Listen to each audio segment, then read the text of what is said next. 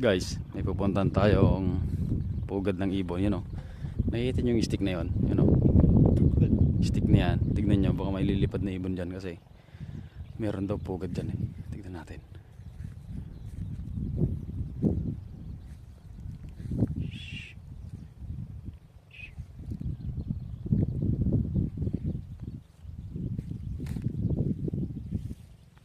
Tay?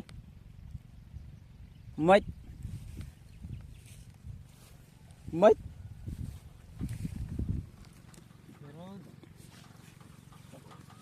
Pero wala yung ibon. Wala yung ibon. Oh, may... Oh, yun ang pugad na. O, itog na. Bisan. Wala yung itlog? Wala pang itlog. Ay, meron! Baka nagpisa na. Ano?